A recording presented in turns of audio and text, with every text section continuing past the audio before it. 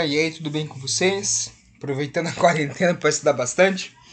Seguinte, para finalizar então a nossa parte aí de radioatividade, a gente vai ver as leis de radioatividade, para finalizar o conteúdo, ok?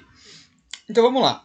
Antes de entender o que é radioatividade, quais são as leis da radioatividade, a gente tem que entender bem um conceito, que é o conceito de decaimento radioativo. Então o que é um decaimento radioativo? Vamos entender. É o seguinte, é quando o núcleo de um átomo ele é instável. Um núcleo de um átomo de um elemento químico é instável. Certo? O que acontece? Dentro dele ele já tem essa própria estabilidade. O que acaba acontecendo? Ele se parte, ele se quebra, certo? Esse núcleo desse átomo se quebra. O que acontece? Ele vai liberar algum tipo de radiação, formando outros elementos químicos depois. Certo? Ou seja, decaimento radioativo é quando eu tenho um átomo que possui um núcleo estável e ele acaba se quebrando em partezinhas menores. Beleza? Daí vem a pergunta, mas professor, por que isso acontece ou quando isso acontece? Vamos entender primeiro quando isso acontece com quem? Vai acontecer com elementos que possuem mais de 84 prótons, certo? Menos que isso não vai acontecer esse decaimento radioativo. Beleza? Outra coisa, por que isso acontece somente com esses elementos que tem bastante prótons? Lembrando que o máximo de prótons que eu posso ter é 118. Então vamos entender o seguinte. Lembra que no núcleo tem prótons e são cargas positivas. E cargas positivas se repelem. Se elas se repelem, imagine, eu tenho 84 para mais cargas positivas no núcleo. O que acontece? A tendência é que elas fiquem se repelindo, elas não querem ficar próximas umas das outras. O que vai acontecer? Existe uma desregulação entre o número de prótons e de nêutrons. Aí se pergunta, mas qual que é a importância do nêutron aqui, professor? O nêutron, ele diminui essa repulsão entre os prótons. Então imagina, eu tenho vários prótonzinhos, certo? E eles estão se repelindo. O que evita que isso aconteça mais vezes? O que evita que eles se repelam mais são justamente o quê? Os nêutrons. Os nêutrons impedem que eles fiquem se repelindo. Só que quando eu chego em números tão grandes de prótons, o que vai acabar acontecendo? Eu começo a ter ou muitos prótons ou muitos nêutrons. E isso causa uma estabilidade. E as forças de atração do núcleo não são suficientes para manter esse núcleo unido. E ele acaba se partindo. Então, isso é um decaimento radioativo. E vai levar a gente depois a entender as leis de radioatividade. Beleza? Existe uma coisa que a gente chama de decaimento radioativo natural. Então, a palavra natural quer dizer que ele acontece sozinho, uma coisa como eu posso dizer a palavra aqui? É uma coisa daquela substância. Então, todas as substâncias, ou a maior parte delas, entre 84 prótons, certo? A 92 prótons, elas tendem a formar esse decaimento radioativo natural. Então vamos lá, o que seria esse decaimento radioativo natural? Lembra que eu falei que a partir de 84 não acontece isso? Então, o decaimento radioativo natural é quando ele vai liberando partículas radioativas, as que vocês já viram lá nos primeiros vídeos, que é a alfa e a beta. Então ele vai liberando partículas alfa e partículas beta para fazer o quê? Para chegar num elemento que seja mais estável, ou seja, um elemento que não tenha um núcleo instável. Resumindo, então, o decaimento radioativo natural é a tendência natural que um elemento químico tem de fazer o quê? Liberar partículas radioativas, alfa ou beta, para poder chegar num elemento em que o núcleo não seja instável. Beleza? Deu para entender? Agora a gente vai entender um pouquinho melhor como esses decaimentos vão acontecer, ou de que forma, ou em relação às partículas que eles liberam. Vamos lá ver então. A primeira lei que a gente tem a primeira lei da radioatividade, a gente chama de lei de Soddy. O que ele fala? Que quando um elemento químico emite, ou seja, libera uma partícula alfa, certo? O que vai acontecer? Ele vai se transformar num outro elemento químico com duas unidades de número atômico, o número atômico dele fica duas unidades menor, certo? E o número de massa fica 4 unidades menor. Traduzindo isso, o professor ficou confuso. Vamos ver o exemplo aqui. Olha lá.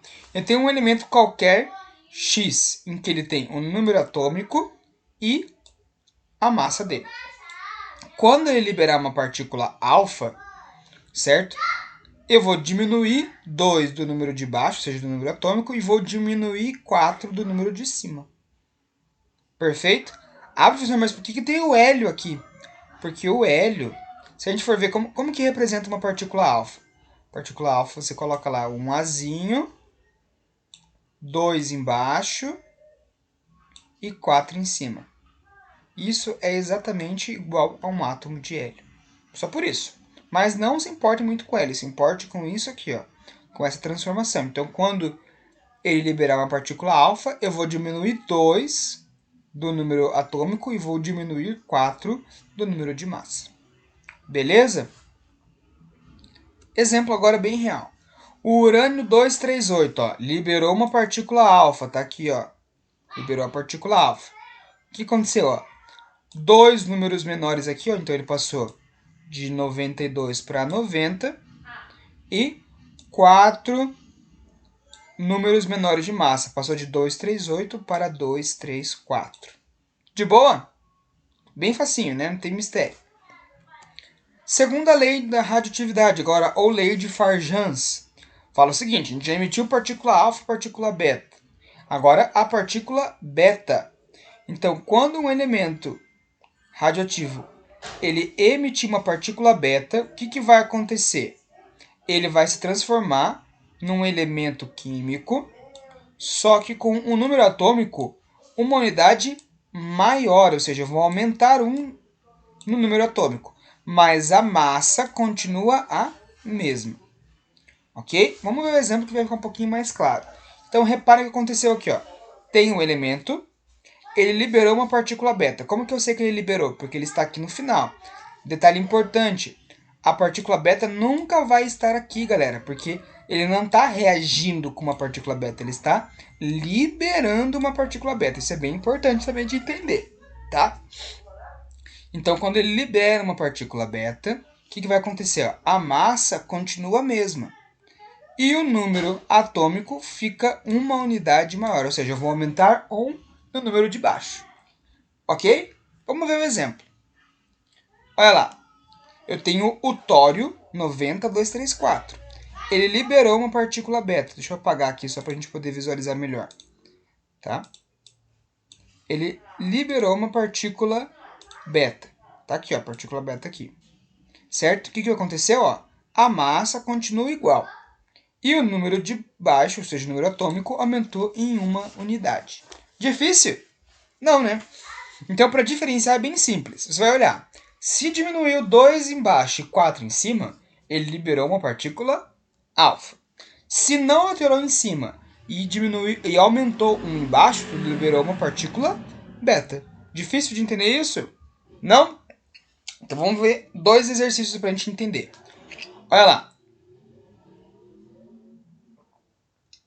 Com relação à sequência de emissões radioativas naturais propostas a seguir, podemos afirmar que as radiações ou emissões presentes no processo são.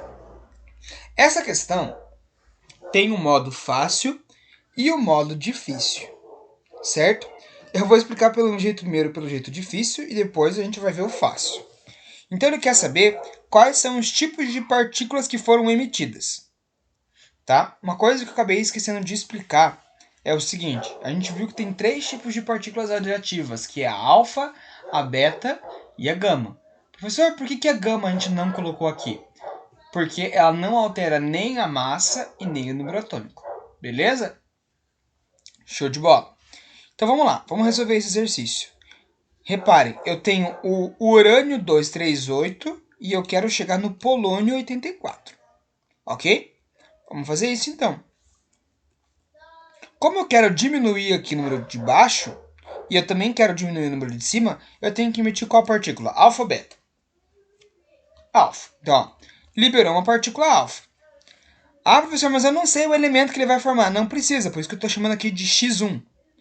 Como ele liberou uma partícula alfa, diminui 2 embaixo e diminui 4 em cima. Beleza? Não chegou onde eu quero ainda. Libero mais uma partícula alfa. Ok? Seguinte, formou o elemento X2, diminuiu mais 2 embaixo e diminuiu mais 4 em cima. Ainda não chegou no 84 nem no 210. Liberei mais uma partícula alfa. O que formou agora? 85 e 222. Ainda não cheguei aonde eu quero, certo? Libero mais uma partícula alfa. 83 e 218. Professor, mas aqui ó, já está no 83 e aqui era 84. Eu vou parar de liberar a partícula alfa? Não. Por quê? Porque eu preciso chegar aonde aqui em cima? No 210. Ó, libero mais uma partícula alfa, que eu acabei de ver que eu fiz errado aqui, mas não tem problema. Libero mais uma partícula alfa e ele vai para o 214. Aqui está errado no slide, galera, tá? Mas vai para o 214. Ok? E 81. Agora o que acontece? Como eu cheguei no 210, e aqui está errado o slide, então depois eu faço esse exercício aqui novamente com vocês, mas qual que é a ideia? Quando eu chegar aqui no número que eu preciso, certo? O que eu vou fazer? Já cheguei no número de baixo, mas ó, eu estou aqui no elemento 81. Então agora eu vou ter que colocar partículas beta, ele vai ter que emitir partículas beta. Por que partículas beta? Porque vai aumentar o número de baixo. Então, ó, libero uma partícula beta, aumentou 1. Libero mais uma partícula beta, aumentou aqui, chegando no elemento que eu queria, ó, 84, 210. Tem um errinho no slide, mas isso não interfere na resolução do exercício. Por quê?